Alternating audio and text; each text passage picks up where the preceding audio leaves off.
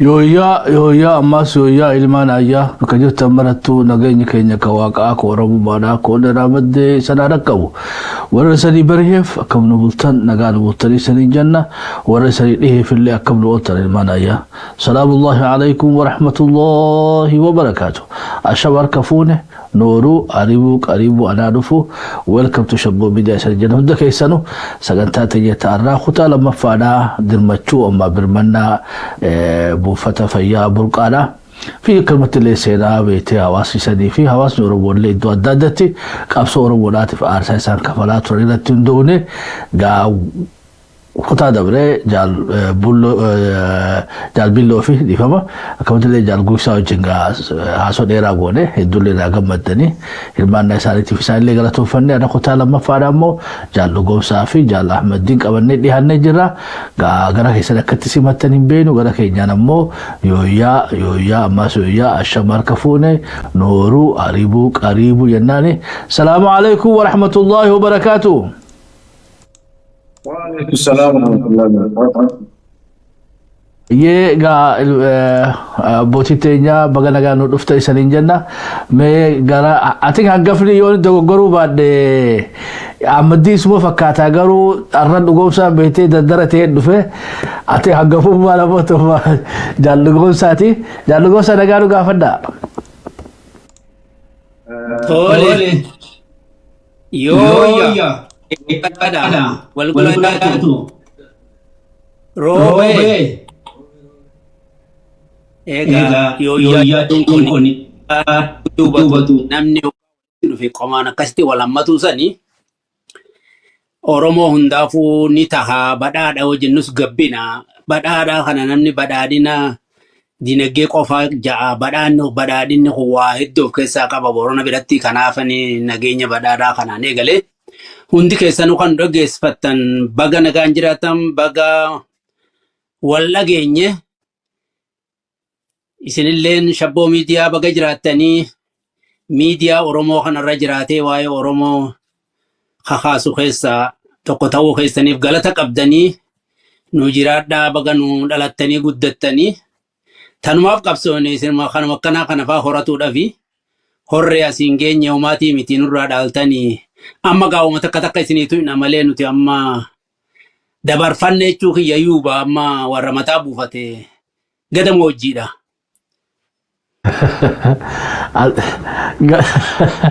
Bika gadama wajjii sana ammallee ganaa lakki gadooma keessoo jirtanii gadama wajjiin geenye ammoo Jaal Ahmadiin salaamu alaikum warahmatullahi wabarakatuh baga nagaa dhuftan.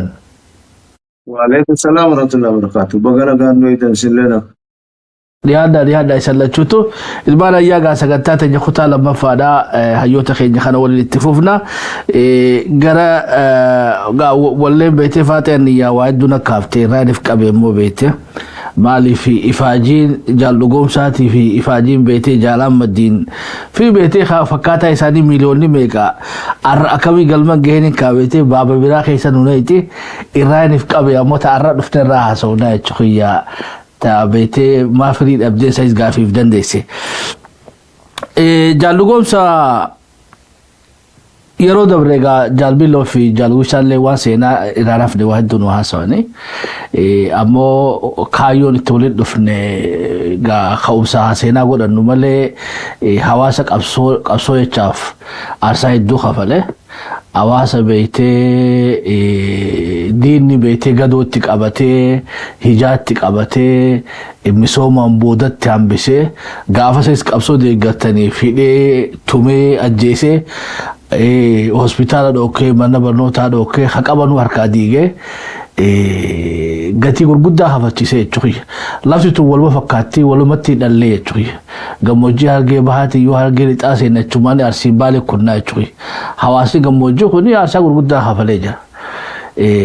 Gaara wanni tun ballattee baddaa seentee magaalaa seentee gaara walgeessee jetti galata waaqaati. Haa taatu ammoo arrallee hawaasni kaleessaa sanii miidhaan isaa itti fuftee jechuu dandeenya jaaldogomsa maali booda aanee jira arraa'u dhaqqabuu dadhabee jechuudha. Arraa'u mana wallaasaan qabu arraa'u mana barnootaan qabu waluma fakkaatti jechuudha lafti tun hundinuu so jechuu dandeenya hawaasni keenya kaleessaa qabsoodhaaf duubbee ta'e arrallee dabadabamaa jira jechuu dandeenya. Tole wanni amma jette kuni waan bu'uuraati. Tareefu jettee fi wanni argitee kaleessa yerootti dabarsine sun firii godhattee moo hin godhanne kajuusanii. Firiin kun bifa hedduutti ilaalama. Wanni qabsooyne fi Oromoon ta duraati gaafa nuti qabsoo eegalle Oromummaa ofiin beeku. Namuu gosa himata amantii himata. Qabsoodhanii barsiifame. Akkasuma Oromiyaan qabsoodhanii ijaaramtee amma naannoo Oromiyaa jiruun mul'atte. Namni irraa afaan ofiitiin ni dubbata. Gaa Oromoon Oromummaa irratti haa rakkoo uumtu maleedha.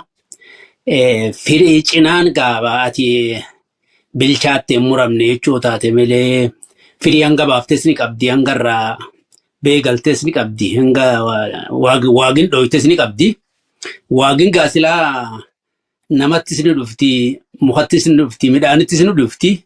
Ta dhufte waaguma jennaan malee firiin godhanne jechuun leen xiqqoon ulfaataa hanga firii godhattes ni jirti.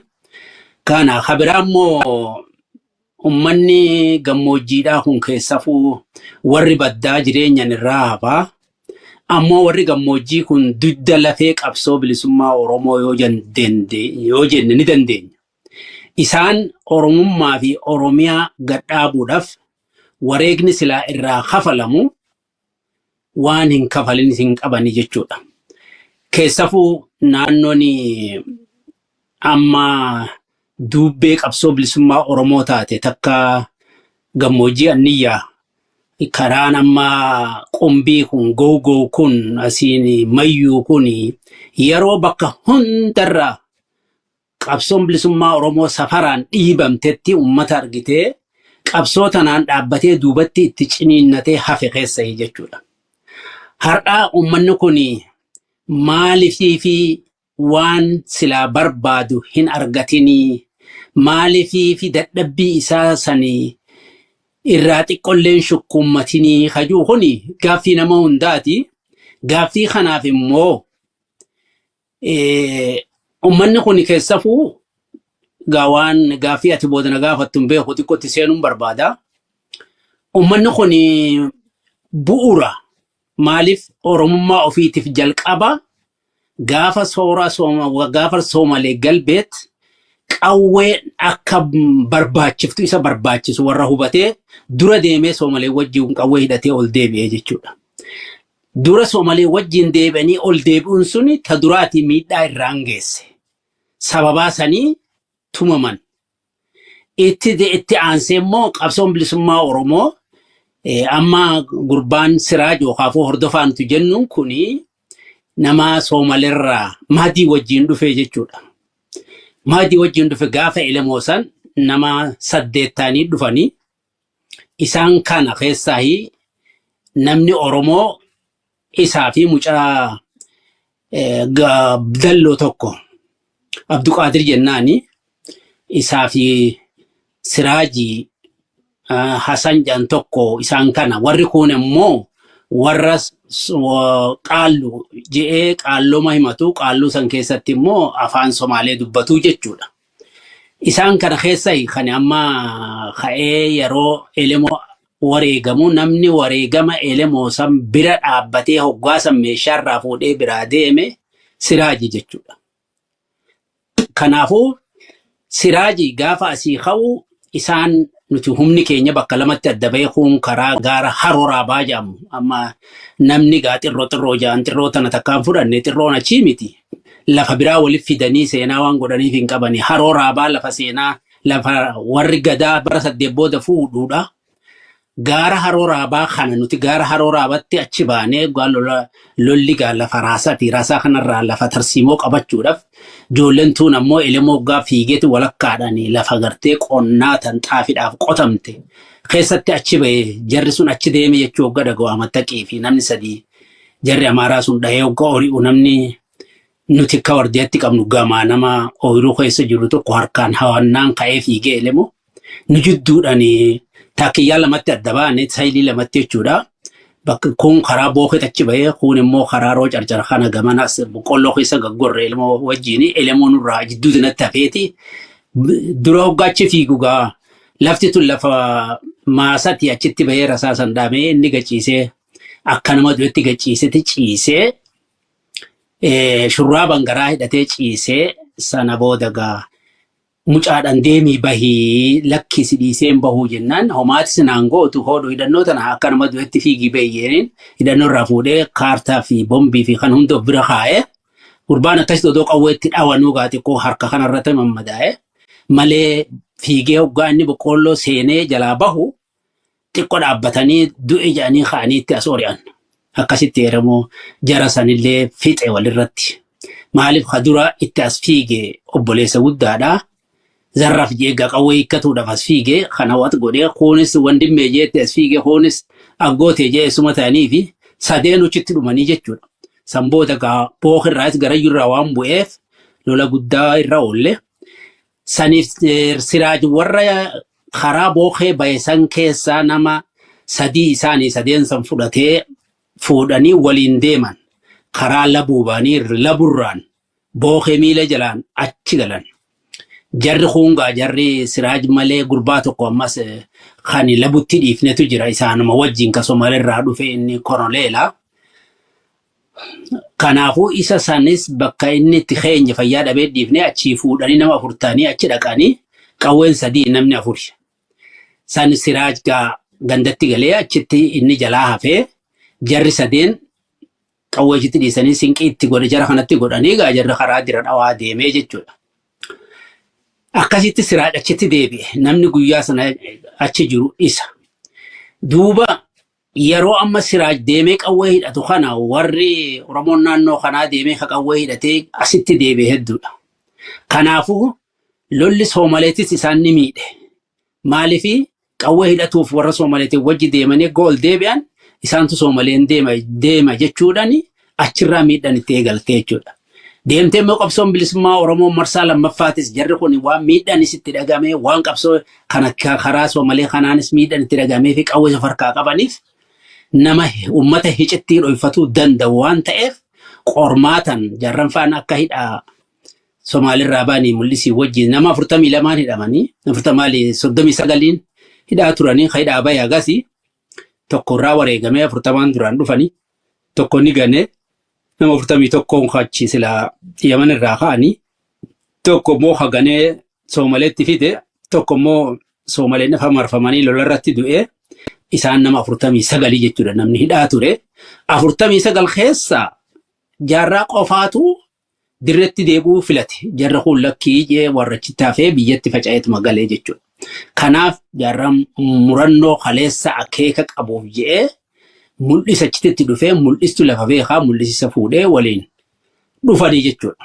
Akkuma jedhame egaa gobeellee qubatuun isaanii dhugaadhaa achirraahi kan haala mijjeeffatanii. Tanaaf gaa haalli sana boodas jaarran faana ifa naannoo tana dhufanii keessa boqotanii uummanni kun ummata Oromoo kan Oromummaa fi Oromiyaaf sabummaaf falmatu waan ta'eef diinni fuula irratti deeffachuun marsaa lammaffaatis ittuma eegalee jechuudha. Sana boodas qabsoon hidhannoo Oromoo bilisummaa Oromoo yeroo mootummaa waraanni adda bahee jaarran falleen deemanii Jibuutii dhaqanii achirraa deemanii AFL'oodhaan ol deebi'an duras qabsuma tana keessa qabsoo bilisummaa Oromoo tanaa wajji jiraatanii jechuudha. Hanga maayyitti gaa qabsoo bilisummaa Oromoo tan chaartarii gaafa baanes gaafa dargiitis efa argitee lolli nuuf AFL'oo bitutti eegalallee numa jidduu jiraatanii gara lachuttis miidhamaadhaa turamee jechuudha. Kanaafuu gaa uummanni kun uummata qabsaa'ota waan ta'eef Soomalee yeroo argitee sooraasan naannoo qumbii kana hubattee achumaan suutan itti abbaatee uummata kana akka nama firoomfatutti qubataadhaa dhuftee boodammoo waan isaan qabsoo bilisummaa Oromoo dubbee ta'aniif jecha mootummaan isaanirraa qawwee hiikee Soomalee immoo itti hidhee akka lafa tana qabatan godhee jechuudha. Kun egaa miidhaa isaanirraan ga'e lafa qabachuu qofaa miti. Uummanni kun uummata qabaataadha. Wanni nuti tuquu qabnu qabaataadha. Nama tokkichaatu Musa Rabo nama horiin isaa boohee dheedu guyyaa tokko googoo dheedu qumbii dheedu uleedhaan lakkaa'ama malee lakkoofsa hin beekanii jechuudha. Qabaata akkasii hundaa jira. Akkasii kan horii kumaan lakkaa'amu dhibbaan lakkaa'amu qabaatoodha. Akkasuma lafa qonnaatis lafa madda lafa masnoodhaa laga mojoo kana lafa bal'oo qaban laga erer lafa bal'oo qaban laga ereriin ala arraa lagni gobeelletii fi lagni majoo irraa saamamee Somaalee kennamee mayyu Somaalee kennamee arraa lafa isaan duraan irra qotatanii midhaan irraa waraanni bilisummaa Oromoo yeroo tokkotti namni 500 yoo dhufe midhaan boqqolloo san hin danda'an har'a san ofiifuu dhabanii beelatti hafan oolanis itti bu'e waan haalli mootummaa hammaateef jecha lolli waan keessatti hammaateef jecha oolan dubbee kan hundatti baalitti akkasitti bu'e yeroo dabranii yaadattanii beelli gaa naannoo Harargee gammoojjii tanaa fi baalitti bu'e uummata hunda hanga harka kennachiisee harka namaa eeggatu ga'ee jechuudha. San keessaa tokko jechuun naannoon kun warra gartee miidhamni irra ga'e lafarraa fudhatame lafa loon isaatiif fatamu Somaaleef kenname lafa inni qotatu Somaaleef kenname qabeenyi isaa irraa qalamee irraa saamamee dhume harka qullaafee jechuudha. Irra deebi'ee immoo haga mootummaa irraa maqaa Oromoo qabatte tanatti hin amanamne jechuudha. Maaliif sabboonummaa waan itti beekaniif jecha akka sirna Itoophiyaa kana hin fudhanne waan beekaniif har'allee harki isaanii hin bal'anneef jechuudha. Kanaafuu uummanni kun miidhama haala walirraa hin cinneen irra gahe kanaaf miidhaan irra gahe tun uummata kanaaf kan Oromoon hundi beekuu qabudha jechuudha. Haala argitee mudate kana har'a haara Wallagga mudate kanarra lafa irra qubatan irraa diroon hin dhawaa jiru kana xayyaaraan dhamaa ture uummanni kunis. Uummanni kun har'a namni lafa hin qabne kan lafa inni loon irratti uffatamu irraa fuudhame lafa inni qotatu irraa fuudhame qabeenyi inni duraan qabu saamamee kaan waraana bilisummaa Oromootiin nyaatame kaan immoo mootummaadhaan saamamee kaan Somaaleen saamame jechuudha. Gaallenii fi gammoojjiin qumbiituun Somaaleen saamamte jechuudha. Kanaafuu har'a qullaadhaa jechuudha. Kanaafi uummanni hambaan hafte kun jiraachuu qaba. Mayyuu qumbii googoo asiin hanga booketti miilli jalli kun guututti buufanni fayyaa kun isaanii waltajjiidha jechuudha. Kanaafuu uummanni hambaa ta'ee hafe kun lubbuun isaanii fagotti barbaadataaf ammallee akka hin dhumne Oromoon hundi beekee cinaa dhaabbatee buufata kana yookaafuu hospitaala ijaaruufii qaba jechuudha. Kanaafuu waan danda'u hundaan cinaa dhaabbachuu qaba. Maaliif yoo jenne haala amma dubbanne kanaan uummanni kun kasilaa isaan bira dabree bakka biraatiifuu hospitaala dhiisii waan fedhe ijaaru akka inni hin baran akka inni mana yaalaan arkan akka inni lafaa'uu dhabu waan nyaatee dhuguu akka dhabu godhamee jechuudha. Kanaaf har'a immoo haala xiqqashoo argatee jaaradhaa jedhanii jaaratuma kanaa yoo itti dhiifame namni cinaa dhaabbatee waan qabuun cinaa dhaabbatee uummata kanaaf deeggarsa ta'uu qaba. Har'a jireenyinis yeroo hedduu miidhaa ture oolan miidhaa ture waan qabsoo irratti miidhamaa ture gaafa chaartarii waraanni keenya guutuutti naannoo tana qubate anamma naannoo saniin taligaa ture. Uummata kana akka abbaa fi haadhatti ilaalla. Manguddoos akka abboota keenyatti ilaalla. Ijoollees obboleeyyan keenya jaallan qabsooti akkas ilaalla. Kanaafuu yeroo sanitti diina wal lolaadhaa isaaniif illee waan goone hin qabnu jechuu gaafas illee yoo gaa bulchiinsuuf fa'aa akka isaan waliin miine goone malee. Kanaafi gaafas lolaa fi qabsoo falmaa waan itti jirruuf nu wajjumaan falmaa ture nu wajjiin lolaa ture. Kaboodaa kanallee ilmaan hin hafne nu wajjiin hirmaatet faca'ee qabsoo keessa ture jechuudha. Sababa ilmaan isaanii meeqantamtu manguddoon dhume. Meeqantam haawwan dhuman. Kanaafuu hayyoonni isaan keessaa bahe har'a yaada kana lafaa kaasunu waan guddaadha. Oromoon hundi akka naannoo sanii qofatti osoo hin ta'in akka Oromotti ummanni kun Oromummaa fi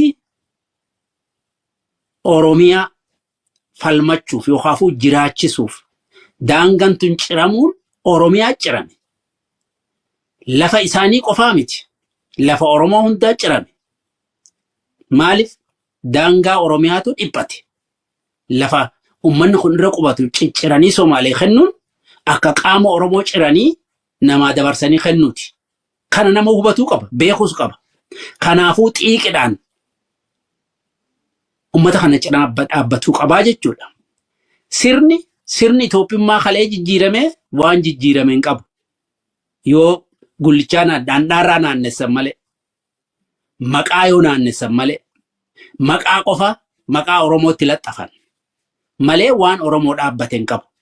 Ammoo maqaa Oromoo juuf Oromumattuu haganumaa yoo of jiraachisaa je'eenii ittuu dhiise namni waan qabuun jira dhaabbatee waa godhuufi qabaa. Guddoon seenan bu'uura. Bu'uurri qabsoo bilisummaa Oromoo hundeen jalqaba yoo carcaritti illee qawween dhukaafamte kan argitee lammaffaa ifa elemoo wareegamee qabsoo duuba deebite. Itti bu'uurfame meexxinnoo gaara manyooti jechuudha. Meexxinnoo gaara naannoo burqaasani. Gaara meexxinnoo. Maaliif meexxinnoon kun gaarri isaa kuni kana milleen keessa immoo baate. Gubbaa isaatii bishaan qaba of keessaa. Waraanni achi seene bishaan araraa barbaadda danjuu midhaan qofa namaan nuu fidaa jaadho isatti achi gubbaa jiraataa namatti hin ba'u. Achi akka duubbetti leenjii fi qormaata fudhatanii samboodaa jechuudha kan bahanii gara manyoo gad dhufan. Kanaaf bu'uura jechuun keenya kana jechuudha. Bu'uura lafee duydaati uummanni kuni lafeen duydaa nama miidhamuun ammoo Oromoo hunda miidhamuu waan ta'eef Oromoon miidhaatti jirtu tana qoree ofirraa buqqisuu qaba. Qoree buqqisuu jechuun qoreen qaama huddatti yoo nama dhaabbatte dura eessarraa buqqifna jaldoo eessarraa si buqqifna jennaan yaaboo bakkuma gadiin taa'u hudduma tanarraa na buqqisaa jeeyyan jaldeessi. Amma waan dandeenye godhuudhaaf uummata akkatti miidhame kana ta duraati waa hunda guutuu fi yoo dadhabanillee har'a gaaffii isaanii tan bu'uuraa tan lubbuudhaan jiraannaa kan dhukkubsate nurraan du'in jedhan kana cinaa dhaabbachuu qabamaa jechuudha. Kuni namuutu itti dhagahamuu qaba akka Oromotti Oromummaa fi Oromiyaa gadhaabuudhaaf jecha haala kana mudatanii kanaafuu daddafanii namuu odoo of hin qusanne cinaa dhaabbatuu qabaan jedhan. Ayyaga tanuma ammaa fi neetaan itti deemina. Ayya jaalugomsa galatoomaa amma gara Jaalamaddiniitiin deebi'a. Jaalamaddin atis gaa beetee seenaa mataa of dandeetee fi keessatti hirmaattee qooda keessaa fudhattee qabda. Keessaahuu ati namni lama arra seenaa irraa himnu keessatti dubbatamuun laazima na fakkaatti. Keessaa waa'ee sooressaatii fi waa'ee mul'is. Lafa sanillee keessa turanii waa'ee dullee waan qabsoo Oromoodhaatiif tagumaachan qabanii adoon gaa yeroo sani waliin turtee amma warra waliin turerraa oduu harkaa qabdaa gaa san siitu addanaa baasa. Waa'ee sooressallee haga tokko beektee kitaabnillee barreeffamee seenallee dubbatamte ati namni lagatamee jiraate mul'is na fakkaata jechuudha. Babii sagantaa ammaa tana keessatti xiqqoo isaa tanallee akka gaarii naa balleessi mul'is nama akkam ture. Qabsoo beektee marsaa eega elamoon faan carcaritti dhukaasa duraa dhukaasa booda marsaa lammadaatiif yeroo sooressi faan ol deebi'an otoo mul'is waliin jiraachuu baate ati laaftuu natti fakkaattu jechuudha. Shoorri mul'is shoora laafaa miti meegaa waliigalatti hawaasa naannoo sanitti lafa sanii fi nama irra jiru sanii fi jara lamaa kan warra achitti illee dubbee godhatee qabsaa'ee kanallee odoo waliin naayitee bifa dibshaashaatiin balliftee naa ibsite. Bismillah. Alhamdulillah rabbiif galanni haa ga'u waan harkuu tanarratti hanganallee wal gaafachuu tanarratti hiree rabbii nuu kenne. Kanaaf duuba ani wajjin ture Jaal Mul'isii fi sooressaas wajjin ture. Bara 83 yeroo duraatiif. Kanaaf Jaal Mul'isii fi sooressi wal harkuunis saddeettamii sadii bakka maree fi jennu san sooressiidhaa jira jaal mul'is akka isaan akkaan isarraa dhageetti asmaraa ta'e lafa tana miilaan deemee dhufee bakka masiraajitti dhufe tuni goygoo masiraaj waggaa laallee ani ijoollee siraaj mukaan ganduma tokkotti waliin guddanne meeshaa sanii fi kana namni hubate lafa san hunda keessa deemee bakka inni watan hunda namni qorate mul'isita. Eega kana qoratee dabree Soomaaliyaa dhaqee akka sanitti gaawanni waan yeroo dheertuuti mallee waan bal'ina barbaadaati rumaan utaalaa sooressa fiti. Sooressa osoo guyyaa san mul'is rabbi nama ta'a godhuu hin mul'is jiraatuu baatee achi dhaquu baatee yookaan achitti du'aa yookaan achumaan bada lubbummaa isaatu sooressinu hiree harkatee biyya tana seenuu hin danda'u. Namni hiree san argamsiisee sooressa biyya tana fide isa. Yoggaa fidellee laga gobeelletti namni dhoysee biraa kutee gamanas dabree waan duraanillee manguddoo tana qunnameef. Meexxinni dhufee akkaataa meeshaa sanillee waan duraan dhagaatee yookaan harkatee jiru gamanas naanneessilleen jidduu tanatti moggaa raga gobeellee kana dhufanii katabellee asitti wal argatan akkasitti ka'anii meexxinni dhufan. Meexxinni moggaa dhufanii isaanii dadhabbii hamtuu qabu bifti hamtuullee irraa mul'attu bakka laga hukkoo tana gaalli keenya tokko hamma siraayitoon afaan qubataa asitti ijaarsa kana waa jabeessinee gaala qalanii fi baatii sadii buula isatti seene mul'isiif isaas akkasi booda keessatti gaa lammii hammatuun seente lammii hammatutti seenanii. Booda keessatti ka'anii magaa karoora ifii qabatanii dhufanii fi kanaan wajjin walitti hidhatanii manguddoon gaatan bakka takka jettetti gammee keenya dhugaan sadaqaa dhugaatii rabbii beeka hanga dhugaa abbaa beeka jette Oromoon. Mul'is gadaa ni dagatamee ni dhokatee ni dhoysanii namoota isaa tana ibsaatillee jiru. Ani wajjin ture laga gobeelleetii ka'ee miilaan allee badee dhaqee achii ka'ee asitti nu deebuu ture.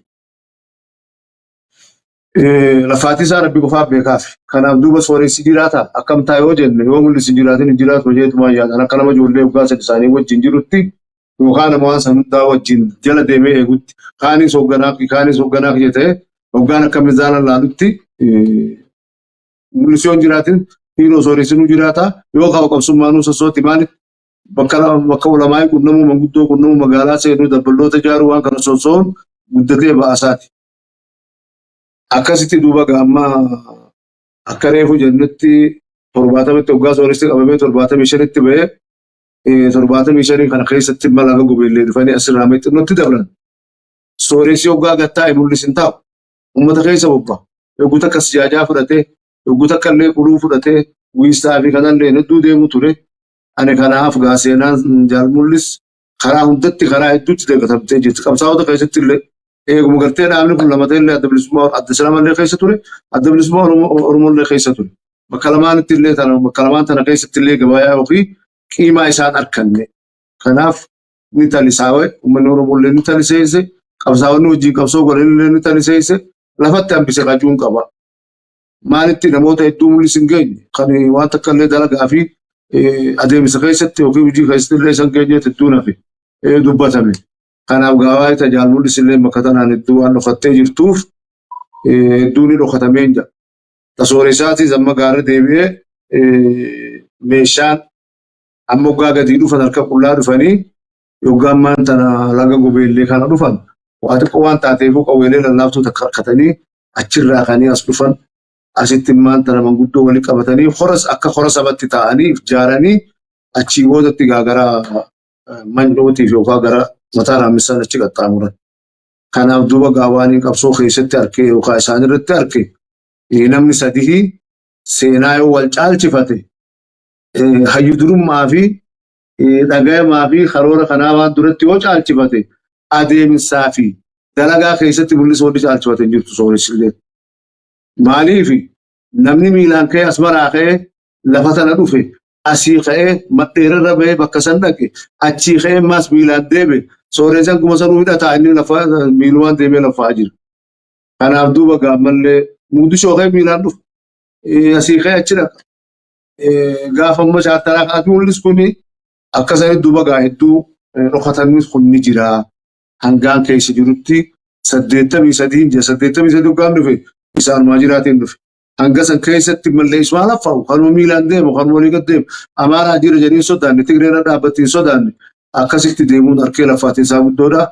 Gara uummata Oromootti illee gara maqabsaawota wajjin qabsoo godhanitti illee jaalmullis ni dagatame kajuun qaba. Jaalmullis achittiin bira kutaa rabbi nama ta'a godhuufi. Tataanii magaata waa'ee seenaadha. Seenaan saddatti bakka qabdi. Rakkinni hawaasaatii sadda qaba bakka qaba. Seenaan mallee namuu kakkatabee jira. Isaanii kakkatabee jiru waan irraa utaanillee yoo jiraatte takka takka uuma lallaaftuudha. Tagara hawaasaa yoo as deebi. Hawaasa kana keessaa dhalannee keessatti namuutuu qabsoo goonee kan duuba wallaggaa ka'e yoggaan maan tana dhufe ganda tahaaf kagadii ka'ee dhufeef ganda tahaaf gandi kun bifa sadiin miidhame. Bifa takka Soomaaleen miidhame. Bifa takka ammaas qabsoo ulfina guddaa qabsaa'onni irra gatta'anii ni miidhame. Osoo saamuuf kanan ta'e waan ifiitti fuudhanii dhuunfatanii akka ilmoon haadhoon ilmoo garaa jara kaatu. Dhuunfattee harma dhuunsifattu. Akkasanitti harma dhuunsifatu turan. Gara kaanillee mootummallee ni miidhaman. Mootummallee gara galtii mootummaatillee ni lolanii gaafa lolanii ni jira. Kanaaf duuba gaafni dargiitillee akkasii gaafa boodaatillee akkasumatti namni hundinuu qabsaa'onni dubbataa jiranii rakkinni isaanii kun rakkina Oromootiin maaliin adda ta'ee Oromootaan adda ta'e baali qabsoo godhee Hararchi qofaa miti qabsoo godhee asiin kaasii gammoojjiin tuni laafuun hanga duubaan akkatti naannotti qabsaa'onni keessa ture maaliin rakkinni isaanii kun adda ta'ee yoggaa jamte saaminillee saamin addaa tokko itti godhe. Teessolleen ammaas teessoo gaafa wajjin jiranillee akka dhaabatti wajjin jiran gaafa daambaanillee bakki itti lachuutu guddoon isaan keessa teessa. Bakkoota asasaan hedduu hin baane mooraasattu jira. Galgalaa ganama isaan haala laffaatii yookiin haala ganamuu kanarraa haala baafatanii jiran. Akkuma gaammaree fujaalli keenya jetti yeroo duraa ari'amaa bakkatti deebi'aa lagamuu jootii fi masloota hanga qaban qoqqoota ta'aa turan. Tunillee duraa saamamte. Dabrii wanni guddoo isaan miidhe gaafa dheengadda ni'uu boolistaana. Ni'uu boolis hoggaan dheengaddaa yoo lafti minoo sunii fi gandi sun ibidda san irratti hin calaafamin harra qabate. Akkamitti wanni isaan laallate minoon dhufanii asiin ka gadi gorre gaara mul'ataatii miti asiin bahanii baddee isaadhaan albarkatti itti dabru. Achi hoggaa gattee jedhanii qabannaa kan cufa barfatte Soomalee fi Tigreen itti calaafatamaniiti waan sararrumaa hambisee uummanni Oromoon dirmattee fi hafan amma magaalaa minoo qofa keessa naannoo san wanni jiru karraa du'e kama daawe lamaan jidduu nama 533 jiramma. Namni 533 horiin isaanii ni fuudhe magaalaan minoo sun jaaramtee magaalaa guddittii dukkaanni siidhaa 64 kasaaman. Makiinaan wanni daachituun midhaan daachituun ni saamamte waan adda addaa saamamte. Kana keessatti duubagaa horiin hedduu duraa fudhatan waan biraa dadhabaniiti yoggaa jibbaatan lubbuu namaa akkatti baasanii fi lafa isaanii akkatti difaatan qofarra booda'an. Hedduun gaafa sanii gadi dhufeetiin bakka tana jira namoota gartee rasaasa bituu fi haala tokko waan akkana kana keessaa wajjin fiigaa jira qubaan qaba. Gaafa rasaasni gaafa duraa osoo Soomaleen hin cabsin dhabni rasaasaa cabse. Irraa bahanii uummata hawaasa horii fi kan qabeenya dhiisanii horii uummata qofa lubbuu namaa qofa keessaa baasanii bakka ammaan tana jaajoo gatta'anii jaajoo sanatti waan isaanii argameef itti gaddeeman ammas. Akkasitti duubagaa takkaa haran baafannee isaanii haran baafatanii lolli ni'uu boolisaa kunis haalaan miidhe barri haalaan miidhe lafti haalaan miite maal taateeti gadi cittee Oromoota irraa gadi cittee gaffagattee gadi citaa fageenyu sunillee haalaan miidhe. Kanaaf duubagaa akkaataa gartee foqutti isaan miite haala sadiitti mootummaan gubbaadhaa yoggaa gadduule garaagarummaan qabu waraanaa fi ganda kan addan baasu. Kun immoo kun dhaaba siyaasaati. Adda Islaamaatii adda bilisummaa Oromoo ta'e kanaatu kun jara kana jee kun hawaasa keenya jee addan baasu. Ittuma rasaasa'uuf waan qabu duraa fudhata buqqee qabu duraa cabsa. Isaanillee buqqee cabte jedhanii booyanii harkallee kennanii duraa gaddachaniituma gara rasaasni deemne duraa irraa qaxxaamuru turan. Isaanii akkasitti ni'uu boolisaa tullee irratti dhuftee labsaree jidduu takka keessatti gaafa Soomalee galbee jennullee Soomalee galbee anamma ijoollee achiin jira mooraa 3 gurguddoo nu keessaa qabdi. Goohaadhaa qabdi, mayyuu raqee qabdi, ammallee bakka burqaa tirtiraa kanallee qabdi. Mooraawni kun hundinuu kan nyaatu kan dhugu isaan ta'e kan irra deeman isaan ta'e lolli dargiidhaan dhufe isaan ta'e booda keessatti lihaat jedhaniitu waraanni tokko dhufe. Waraanni lihaat kun waan godhu loon mooraa seeneeti saani gabbataa kalma isaati. Booda keessatti isaan illee bayyatanii akkas irraa baasanii kanaaf gaa takka harabaafatanii beekan. Ibiddarraa harabaafatanii beekan. Amma gaawwanni jiru rakkinni irra jiru haalamaa turratti wal ga'ee abaariitti heddummaate horiin isaaniitti harkaa bahee fakkiriin irra garagaltee lainni ijoolleen kaaratan harkaa bahee tarakkina isaanii akka mataa isaaniitti akkasi. Tawaa'ee qabsaa'otatti immoo achi garagallee mayyuun fadis kana. Yaamaan garii immoo mulluun achi garagalii cinaasaniin gama baale kana namoota kana baaleen turee baale kana asiin daawwee karaan kun hundinuu waa'ee qabsoo irratti akkasaan ture qabsaa'onni hedduu keessa soso'uu tureeti namoota lubbuu fiitii fi horii fiitiin osuma gaakal jennu wanni gaakaliita irra jabaattee kallachanuu dhooyitee irraa achi nu goote. Haa taatu immoo ni miidhaman kunillee akkasi gaaduubaanii waan natti fakkaattu yookiin maan tana qabu har'aan tana waa lama qabu manni kun ni miidhamee qabsaa'uudha qabsoo irratti miidhame.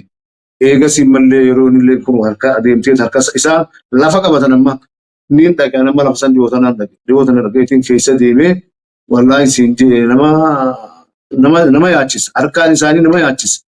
Intalti dubraa dullatti fakkaatti dullattiin isiin makarraa baddee jirti. Makiinaa takka irra wajjin teenyeen tala takka isii garaa qabdu tafoolannaan ittiin ka'in hoggaa burqarraa korree minoodha ilmoo makiinaa irra teessi keessaa buute. Eenyu dhalchiisee hin jirtu gufumaa keessaa buuse. Karaa qaban, bishaan hin qaban, manni fayyaa jiraa hin jiru, karaan jiraa hin jiru, jireenyi jiraaf hin jiruuf, barnoonni jiraaf hin jiruuf, meeshaalee silaa ilmi namaa ittiin jiraatu hin jiru hin qaban.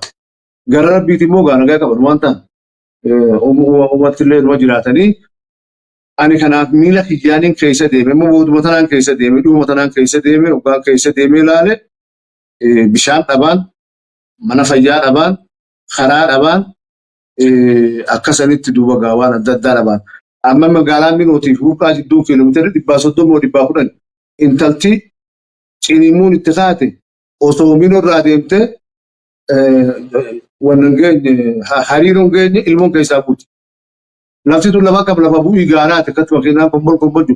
Makiinaan maas daa'ina makiinaa guddaa wannaa kanarra ol fe'an makiinaa jireenya irra fe'an kanarratti fe'amanan. Akkasii jira gaaratina isaa uummanni keenya kan dhaqin ni dhage kan dhage immoo ni arge aduu maaleen guyyaadhaa ibsaan feetu jedhamu. Kanaaf duuba haala kana keessatti namoota har'aan tanamni kan wallagga jiru hawallo jiru hawallollee yoo xiqqaate keessattuu ka gamana jiru gandi qabsaawaan ittiin galiin hin jiru. Gandi qabsaawaan addunyaa keessa faca'ee keessa hin jirre hin jiru. Ammallee namni maas nuti ibsinuufis hin jiru. Maalitti kaleechi keessa teenyeeti waa toltee hammaattee maqaa laafaa ammaan tan namuu harkaa qabu kana guutullee dhabnu cinaa harkaa qabnu kana achi keessa teenyeeti jibbaata goonee rabbumaan nu gargaaree Oromoonni hundinuu akka jirutti hanga dandeettiitti godhanii laakiin ammoo duubbeen dhaabban siyaasaa isaan keessa taate. Ani gaafa amma 93 umbii taa'ee mooraa shan gurguddoo taa'aa of keessa jiru. Teenyalleen akkuma saniin mooraan ni jirti keessa jirti. Bakki mooraan jirtuu fi bakki waraanni jiru adda. Diinnis bakka mooraa san barbaaddata ilaalcha addaa achitti qaba. Madoo teenya isaan keessa dhoyfanna. Durataa hayyuu duree keenya isaan keessa dhoyfanna. Barnoota keenya isaan keessa baranna. Meeshaa keenya isaan keessatti awwaalanna. Waan silaa qabnu isaan keessaa qabna. Akka kanaan lubbuu bahamanii takkaa waan keenya nurraa baasanii beekani. Ani kanaaf isaan qofaa miti maas guyyaanni kabaalee teenyee baalees akkasuma qaba. Fadis teenyee bakka feene yoo teenye akkasuma qaban. Isaan takkitti guddittiin irra jirtu tammaan tanaatuni tanigaa haala yerootiin wal qabattee kanaafuu gaanii waan natti fakkaattu akkaataan seenaatti yoo keessatti hafanii walii tuquun jiraateen waan tuqaa waan kaawwaan jaallan abayyaanni isaanii suni amma isaan narra jaala keenya kanaatu narra ittiin dhaladhe malee isaan keessa ture. Booddan taananii gama biraan ture. Kanaaf duuba gaa'ummanni Oromoodhaa waan qabuuf lubbuu fiitiin har'a yoo sadaqate kabajalleefitti godhee isaanillee rabbumaan lubbuutti godhaa dawaatti godhan jibbaatatti godhan haalaan gaariidhaa kabajaa isaaniitii namuma if jiraachisee wal jiraachisaa lubbuun naan jetti asumatti irraa dhaabta.